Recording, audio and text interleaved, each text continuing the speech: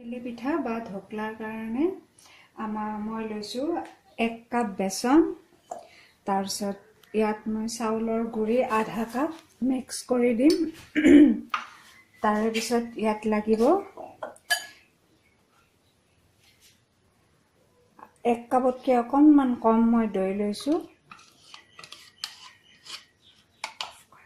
তাৰে পিছত ঢকলা বা টেকেলি পিঠা বনাবৰ কাৰণে মই লৈছোঁ নিমখ 1 চামুচ বা নিজৰ সোৱাদ মতেও দিব পাৰে।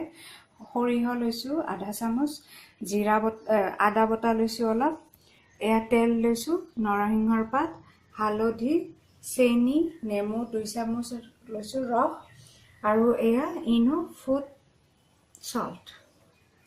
এইখিনিত মই নিমখ দিওঁ, নিমখটো নিজৰ সোৱাদ অনুসৰি দিব।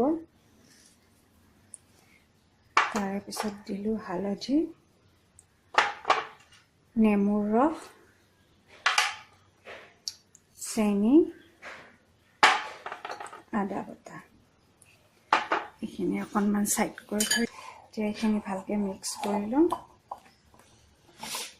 মিক্সাৰটো আমি এনেকৈ বনাব লাগিব, খোলা চাপৰিত যিটো আমি মিক্স বনাওঁ সেনেকুৱা টাইপৰ মিক্স হ'ব লাগিব। দৈ আধা দিছিলোঁ, গোটেইখিনি দি দিম।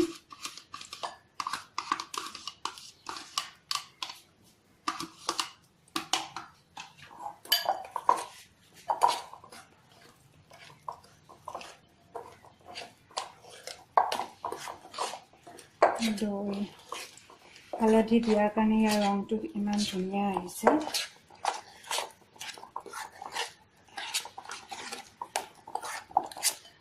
অকণমান পানী দিওঁ, দৈ সাজ পানীখিনি দি দিওঁ। একেলগে পানী বেছিকৈ নিদিব, কাৰণ আমাৰ মিক্সাৰটো ইমান বেছি পনীয়াও নালাগে আৰু ইমান বেছি ডাঠো নালাগে।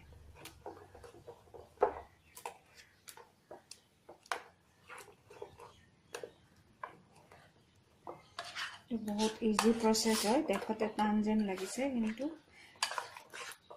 10-15 মিনিটৰ ভিতৰতে ৰেডি হৈ যায়। আৰু এইটো ব্ৰেকফাষ্টৰ কাৰণেও ভাল আৰু ল'ৰা ছোৱালী টিফিনৰ কাৰণেও ভাল হয়।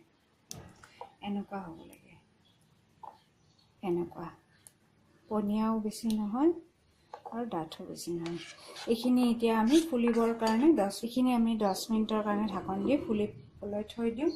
এইখিনি সময় আমি কি কৰি লওঁ,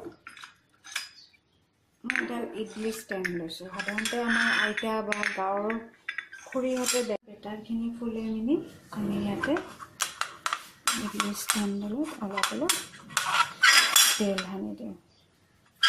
তেল আপুনি যিকোনো দিব পাৰে, তাত কোনো কথা নাই।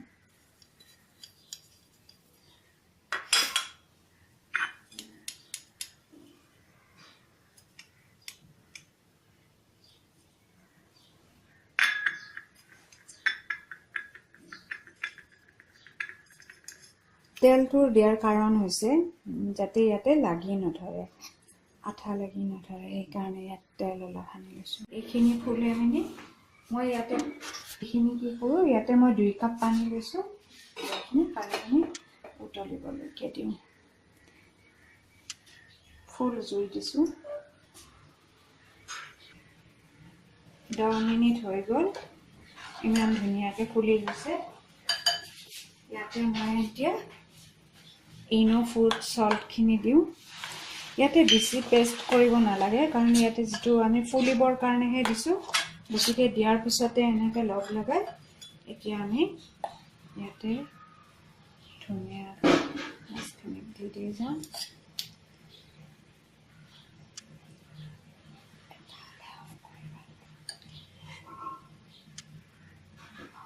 হৈ গ'ল, এতিয়া ইয়াতে সোমাই দিওঁ ষ্টেণ্ডৰ ভিতৰত।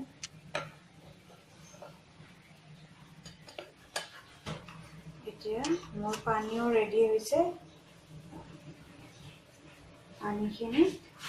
পানীও উতলি আছে, গতিকে দিব পৰা দি পেলাই মই জুইটো মিডিয়াম কৰি ৰাখিছোঁ আৰু ঢাকনিখন দি দিওঁ। মাত্ৰ 5 মিনিট পিছতে এইটো ধুনীয়াকৈ ফুলি আহিব। এইটো জুইটো ইমানখিনি ৰাখিছোঁ যাতে তাৰে গৰম ভাপখিনি গৈ পেলাই আমাৰ পিঠাকেইটা ধুনীয়াকৈ ফুলি উঠিব। 5 মিনিট হৈ গ'ল। এবাৰ আমি চাই লওঁ হৈছে নে নাই। এনেকুৱা এখন চলিব আৰু অলপ টাইম লাগিব। ঢিলাই হৈ আছে, এনেকুৱাকৈ লাগিব নালাগিব, মানে ভিতৰৰখিনি হোৱা নাই। 10 মিনিট হৈ গ'ল। এতিয়া আমাৰ অকণমান চাই লওঁ। এয়া মানে এইটো আমাৰ হৈ গ'ল। এতিয়া আমি জুই নমাই দিছোঁ।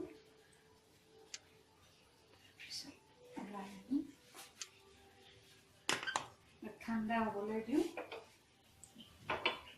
পিঠাকেইটা ঠাণ্ডা হয় নে, তাৰ কাৰণে আমি তৰকাখিনি বনাই লওঁ।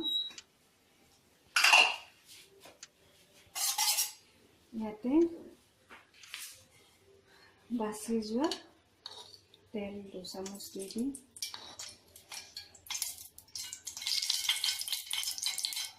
বনাই থৈ দিছোঁ।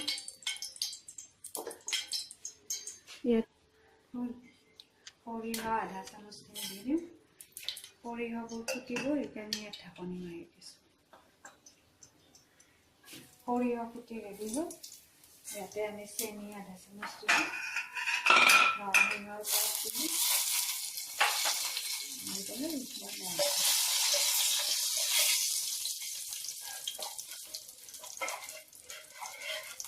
ইমানে গৰম কৰিব লাগিব চেনিখিনি যাতে গলি যায়।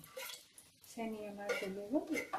এতিয়া আমাৰ পিঠাকেইটা ওলাওঁ। চুৰিৰ সহায়ত এনেকৈ লাহে লাহেকৈ দিলে ধুনীয়াকৈ উঠি যাব।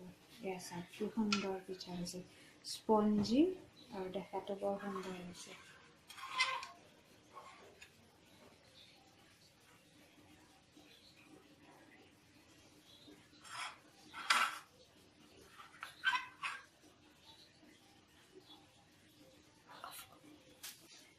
ওলোৱা হৈ গ'ল পিঠাকেইটা।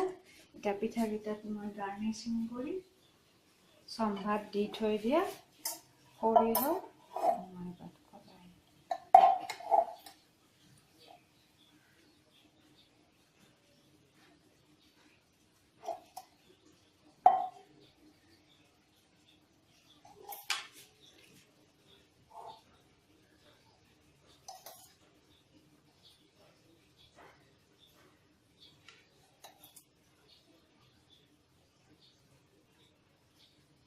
খুব সুন্দৰ গোন্ধ ওলাইছে সৰিয়হ আৰু তেলৰ।